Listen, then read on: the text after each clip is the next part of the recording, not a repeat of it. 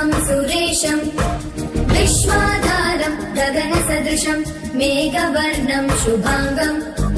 लक्ष्मीकान्तं कमलनयनं योगिविद्यानगम्यं वन्दे विष्णुं भवभयहरं सर्वलोकैकनाथं शान्ताकारं भुजगशयनं पद्मनाभं सुरेशं